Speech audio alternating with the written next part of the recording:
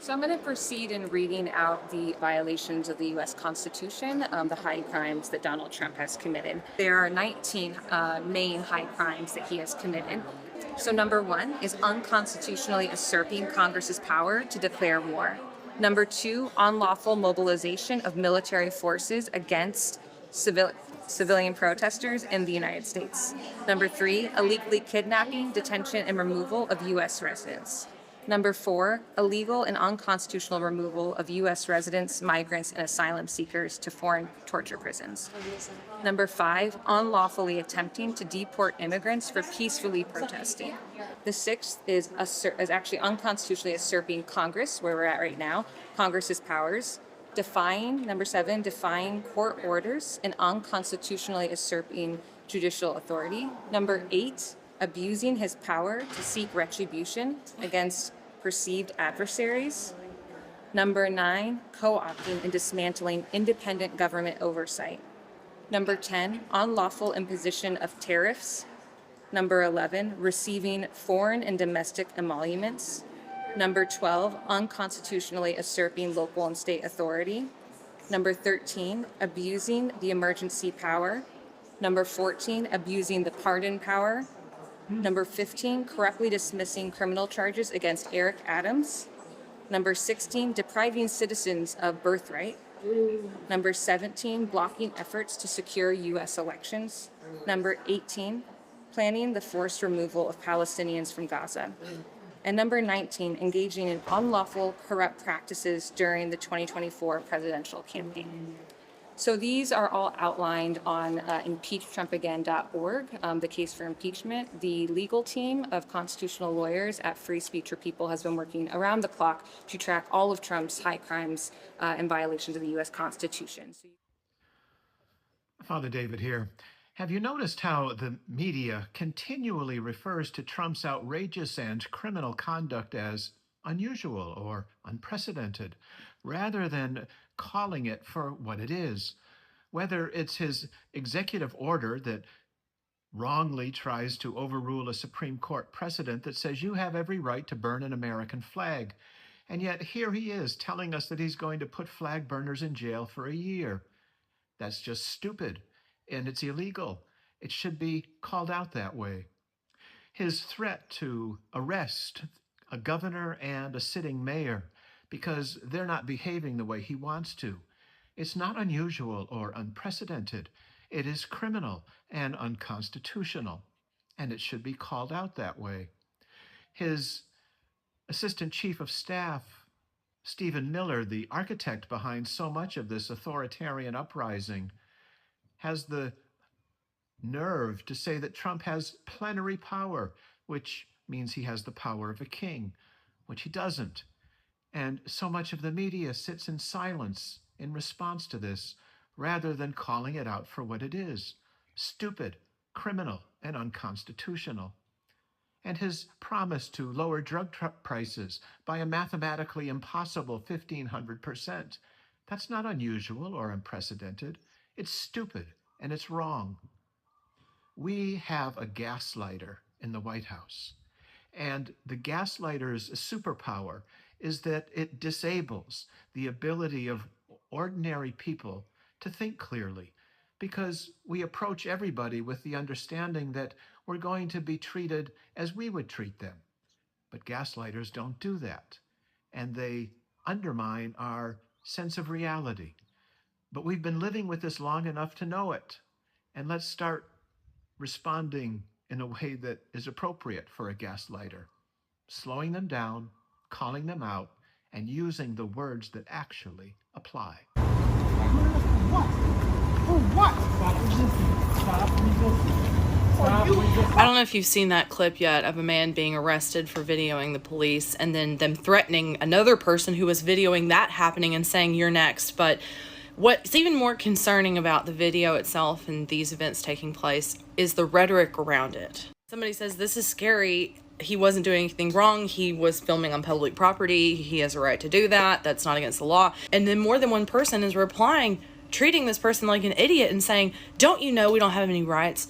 When are y'all going to get it through your thick skulls that we don't have any rights anymore?" But then this one person, still grounded in common sense says, no, we do still have rights, and just because they're violating them doesn't mean they don't exist, and anyone who is saying that we don't have rights is contributing to the problem. They have us fighting with each other about whether or not it's appropriate to say that we still have rights on paper. Y'all are doing the work for them. You are reprimanding people on the left for asserting their rights that still exist in the Constitution, by the way, despite the fact that the Trump administration is still violating them every day.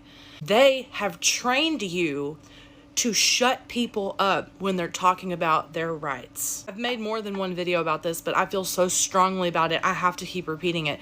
We still have rights. They are violating our rights. There is a difference between saying we don't have rights anymore and saying they are violating our rights. And we have got to get the language right. We have got to get the language right. The man that got arrested for videoing the police had his rights violated. Anyone currently being held in custody by federal officers still has rights. Their rights are being violated. If they're not getting due process, they still have due process rights. Their due process rights are getting violated. Thank you for watching my videos. My name is Anthony and welcome back to my YouTube channel. It's always amazing having you here watching my videos, and let's comment so that we can share thoughts on the issues that affect our country. Because the Republicans accuse us of not talking, They claim that the Democrats or the libs are very emotional. They don't like engaging, They just want to have their way. So let's comment, let's prove them wrong, because our discussions really shape our political paths in a very peculiar way. So let's comment, and I'll be giving my thoughts at the end of this video. For what they did, honestly, they should go to jail.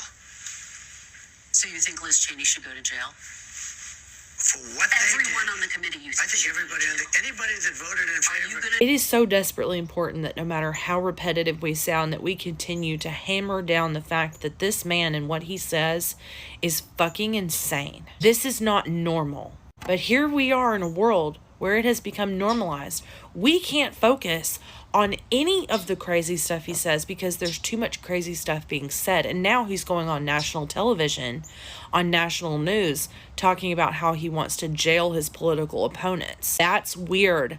That's crazy. And now all of a sudden, because he's the elected incoming president, now we don't get to talk about how crazy and out of pocket this is. We just have to lie down and take it now. Is that what we're doing? The world is looking at us and going, why are y'all letting this happen? The world is watching the next authoritarian ruler take over a country and watching its people let him do it, all in real time. Did you know that in World War II, people didn't know that concentration camps existed and functioned the way that they did until years after the war started, almost to the end of the war? We don't live in that world anymore. People are finding out information in real time. The world is watching this take place. The world is watching us build concentration camps in South Texas. The world is watching as half of this country gleefully cheers on the mass deportation of people, including children being ripped apart from their parents. The world is watching him on CNN talking about jailing his political opponent. Donald Trump just fucking fired the entire civil rights branch of the Department of Homeland Security. Yeah, every single person responsible for holding immigration enforcement accountable, they're gone. These were the people investigating abuse in detention centers, racial profiling, religious discrimination, fucking gone. Also, who got the axe? The office that took complaints from immigrants detained by ICE. So if someone was denied medical care, abused, mistreated, that office was it. And now it's out. And I don't give a fuck where you stand politically or what you think about immigration policy. This matters because every single human deserves to be treated with dignity and respect, period, full stop, no debate to be had. You don't have to support open borders to believe in basic human rights. You don't have to be pro-immigration to say, hey, maybe we shouldn't let people suffer and die in silence while no one's watching. Now, there's no one left inside the system to keep ICE or Border Patrol in check. No accountability, no transparency, just raw power and zero oversight. And this ridiculous administration is calling this removing roadblocks. No, this is removing fucking safeguards. This isn't about efficiency, it's about control. And it's dangerous. So no, this isn't just a bureaucratic shuffle. This is a full-on assault on civil liberties for immigrants, families, and asylum seekers, for human beings.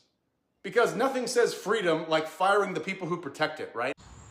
I came outside real quick of my $500,000 home, I believe, as one commenter put it, in this Alabama heat, in these Alabama flies, in these Alabama mosquitoes, to just say real quick that despite the fact that some of the people that commented on my Medicaid videos delusion, that they think it's only going to affect the lazy Americans that won't work and yada, yada, yada. And they're delusional to the fact that facilities will close. There are people in rural, poverty-stricken areas that don't have access to just go to work. You know, I did want to say that my favorite comments were the ones of people that said, it says right here in the bill, able-bodied, yada, yada, yada.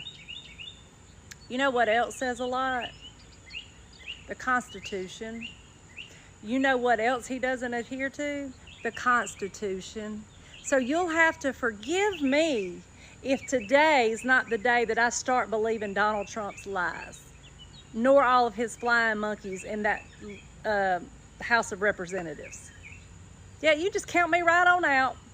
You know, y'all are really good at believing his lies, but see, once I figure out you're a liar, nothing you say or do has any value anymore. There is a video I made earlier that Putin's greatest achievement would be the unification of the Soviet Union, but the destruction of United States of America. We have Agent Krasnov at the White House. Did you know that a man has been arrested for quoting Donald Trump? That's where we're at in this country right now. A man posted a comment made by Donald Trump after a school shooting in a Facebook group about Charlie Kirk, and he got arrested. He was taken by police. I know there are people all over the world who cannot believe what is happening in this country right now. This is one of the most unbelievable things that I could have possibly imagined. We know that our freedom of speech is on the line, but this is beyond. The man quoted the president. He quoted the president and has been arrested. What is going to happen next? I don't get it. Donald Trump's trying to get 100 more Republican congressional seats. He wants Democrats not to have a say about anything that happens in this country. He wants to gerrymander the entire country. He says, big win for the state of Texas. Everything passed on our way to 5 more congressional seats, saving your rights, your freedoms, and your country itself.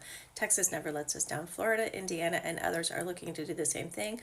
More seats equals less crime, a great economy, and a strong Second Amendment. Democrats have a strong Second Amendment too. Just saying. It means happiness and peace and random capitalizations. Like, fucking drives me crazy. But Republicans, here's one thing even better. Stop mail-in voting. A total fraud that has no bounds, even though he did it in the last election. He himself did it. Also, go to paper ballots before it is too late.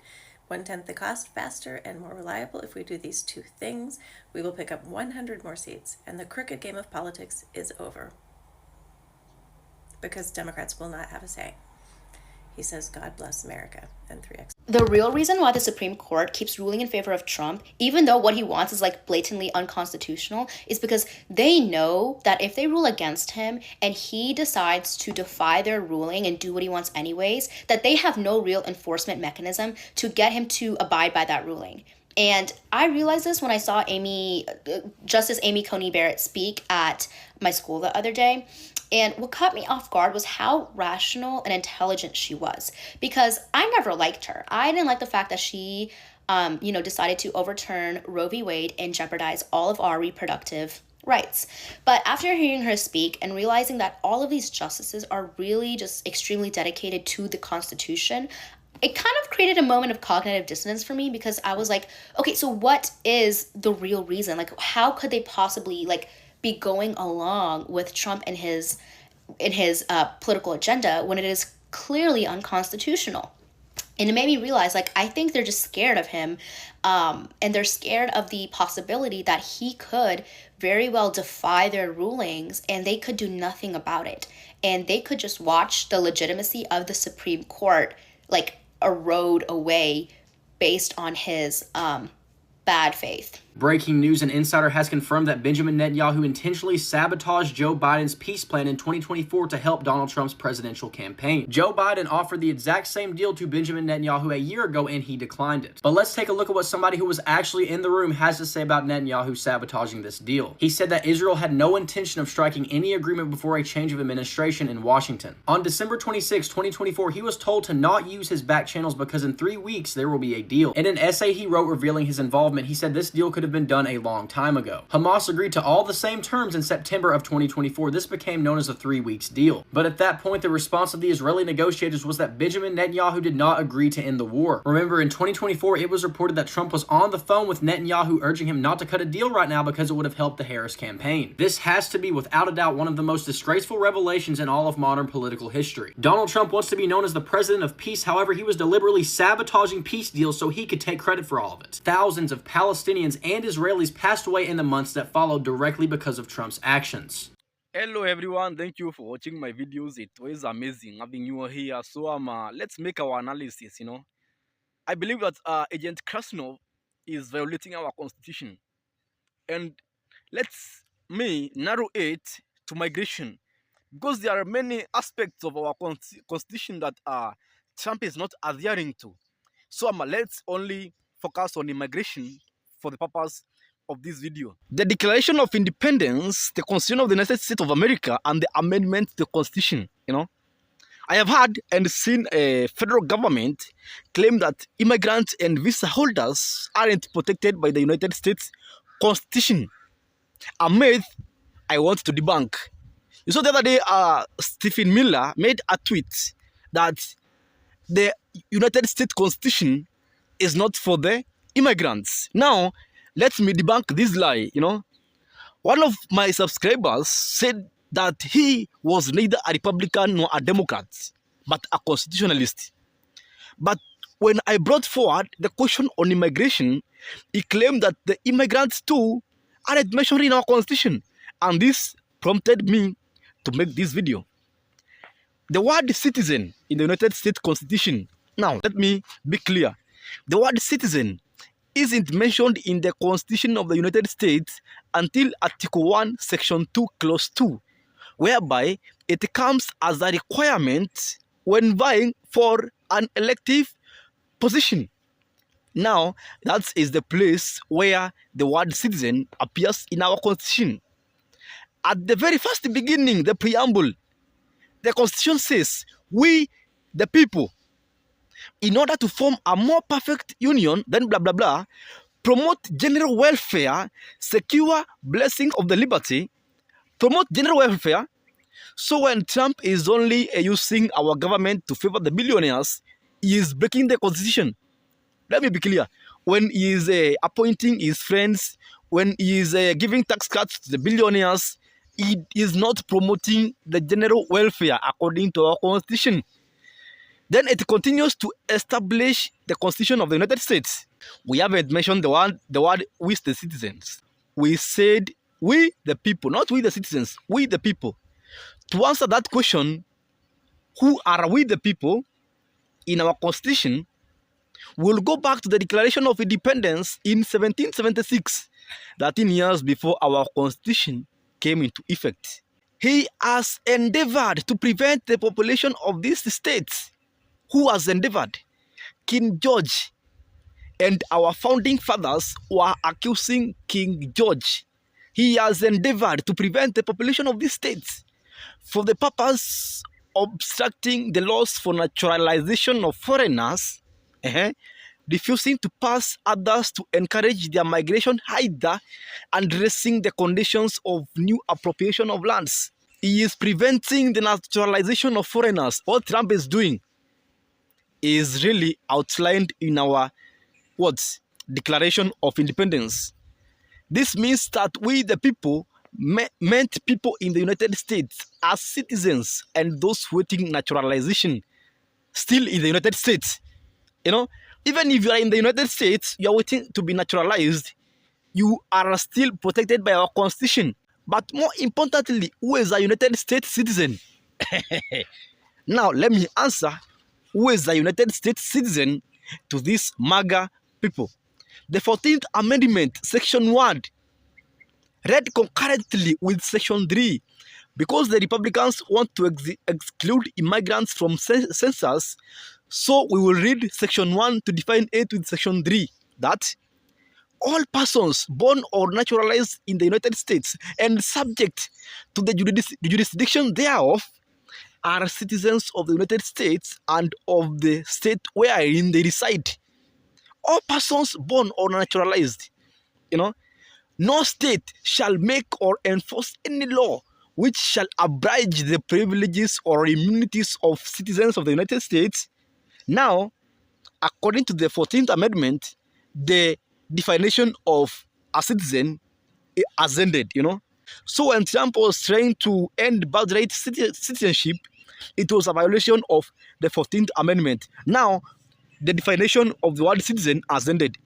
Let's continue. Nor shall any state deprive any person of life, any person, not only a citizen, any person, of life, liberty, or property, without due process of law, nor deny to any person within its jurisdiction the equal protection of laws. Any person.